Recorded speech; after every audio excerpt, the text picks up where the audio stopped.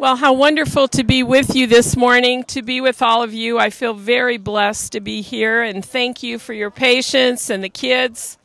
We're here in this beautiful morning in Arizona, and we want to send a very clear message. Arizona stands for life. Yeah. And before we get into remarks, I know all of you, like I am, are watching the events unfolding around this world. And so before we speak, let's have a moment of silence and prayer for the people in Afghanistan and Haiti, for our military, people that are suffering the catastrophes right before our very eyes. Just a moment, please.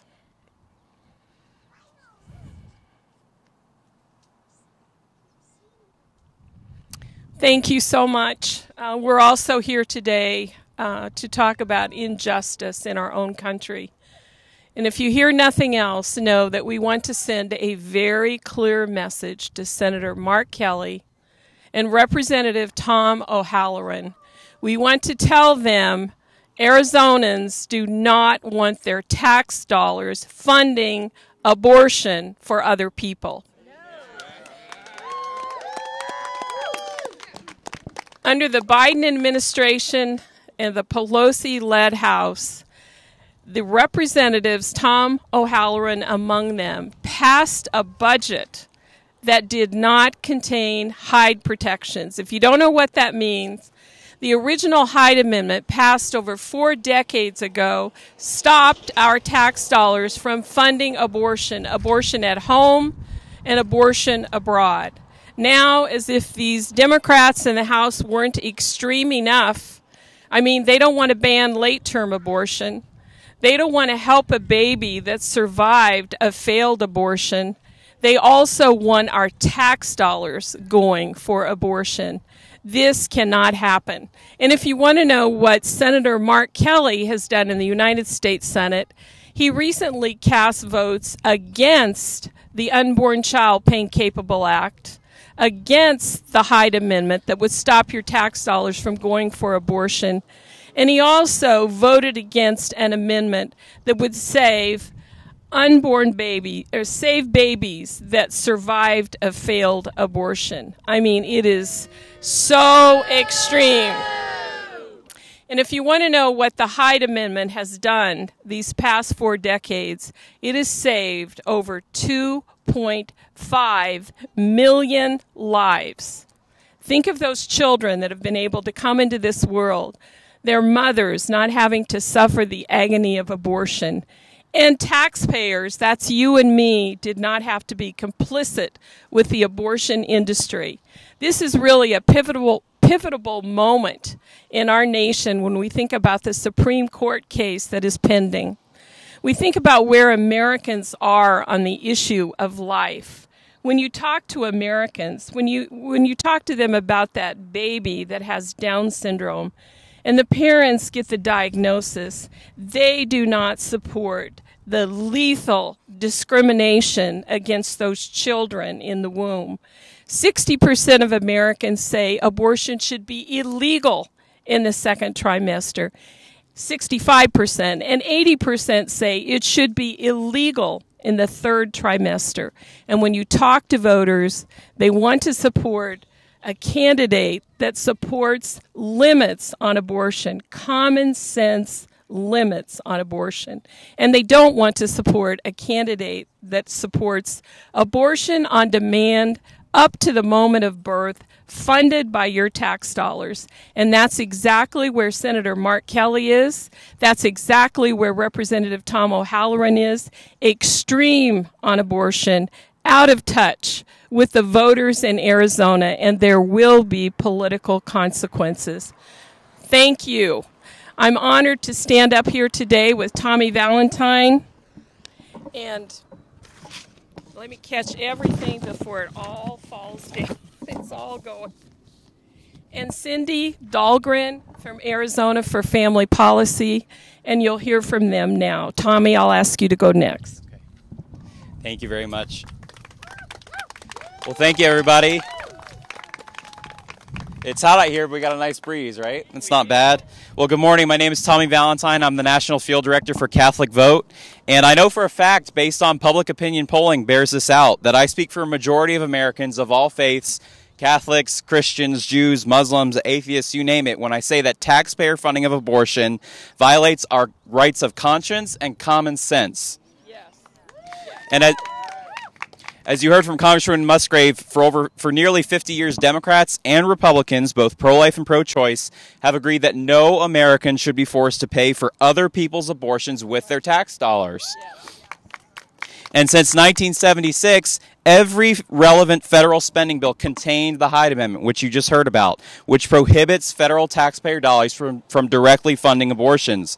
But that is until this past March, when, to their great shame, Congressman O'Halloran and Senator Mark Kelly took advantage of the coronavirus pandemic that has ravaged our society to remove those protections against taxpayer funding of abortion from the coronavirus relief package. It's disgusting that they would exploit a national emergency to force their extreme, unlimited abortion agenda on Arizona and Americans across the country. In our hour of crisis, that's what they chose to do with their time and with our money. It's outrageous. And you know, it's no secret that when the government pays for something, you're likely to get more of it, right? It's just common sense. Well, I don't think we need more abortions, and you just heard that the Hyde Amendment has saved nearly 2.5 million babies from abortion. And do you know why it did that? Because it incentivized women who were living in poverty, dealing with extremely difficult circumstances, to look for other options, and it opened up real choices for them. And pregnancy resource centers, we love our pregnancy resource centers, have stood in the gap, providing free health care, adoption referrals, diapers, housing, you name it, to women in need of real choices. That's where our taxpayer dollars should be going, not towards more abortions. And you know, in the 90s, who remembers the Clintons in the 90s saying abortion should be safe, legal, and rare? Who remembers that? They used to say it should be safe, legal, and rare. Well, if they eliminate the Hyde Amendment, abortion will certainly not be rare because it will be free, paid for by the taxpayers. It won't be safe because they've spent the last 2 decades attacking health and safety regulations on abortion clinics. So then all you're left with from that mantra is simply legal. They just want unlimited legal abortion. Tom O'Halloran and Mark Kelly belong to the party of unlimited abortions up until the moment of birth, paid for by all of you, the taxpayers. And so today we're calling on Congressman Tom O'Halloran and Senator Mark Kelly to prove us wrong, right? Prove us wrong. Prove that you don't want to force people of faith or of no faith to pay for abortions. And you know, I've got family here in Arizona. I know that unlimited taxpayer funding abortion, is that an Arizona value? No. Don't think so. Tom O'Halloran and Mark Kelly need to respect the will of the people and stop this ghoulish effort to force taxpayer-funded abortion on Arizona. Thank you very much, everybody. Cindy?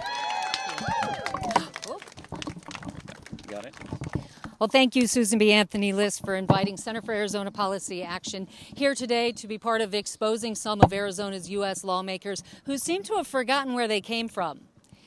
They better represent their friends back in Washington, D.C. than those of us back here home in Arizona. Just a week ago, both of Arizona's U.S. Senators, Sinema and Kelly, they did not represent us in D.C. They did not represent the pro-life state that sent them there. Senator Kelly rejected every opportunity before him to protect unborn babies.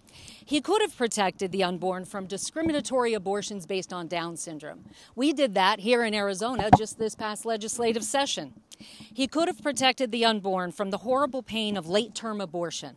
And he could have voted to protect you, the taxpayer, from paying for abortions. But he didn't. He catered to the abortion industry.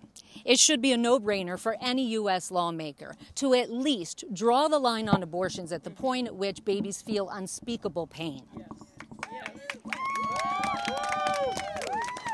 And it should be easy for any U.S. lawmaker to support basic care for unborn babies who are born alive during an abortion attempt instead of callously leaving them there to die.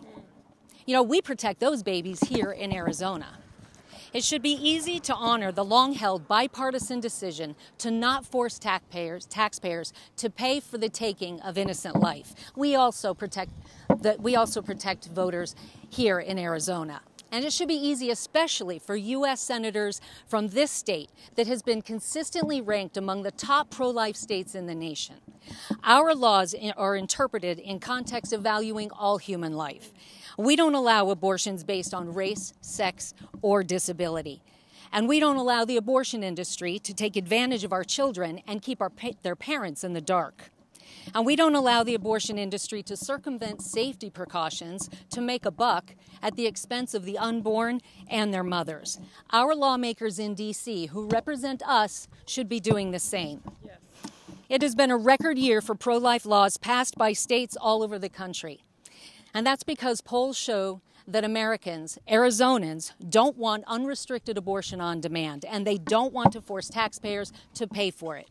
So, as representatives of Arizona, to vote against such common sense restrictions and instead embrace unconstrained abortion at the expense of taxpayers is truly a radical and extreme position. It doesn't reflect America, and it certainly does not reflect Arizona. When the House gets back from recess, Arizona's congressmen and women will be voting on some of the same critical measures that Senator Kelly faced and failed. Will Congressman Tom O'Halleran listen to Arizonans and stand for the most vulnerable? I wouldn't count on it. In the past, he supported taxpayer-funded abortions and opposed conscience rights for health care professionals who didn't want to participate in abortions.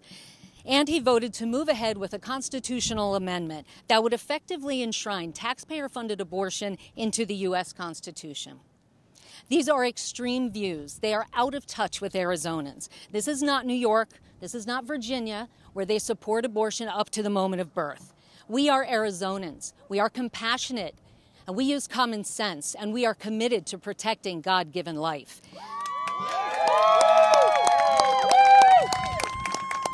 And those we send to D.C. should also. Senator Kelly and Congressman O'Halleran are too extreme for those of us back here, home in Arizona. Thank you. Well said.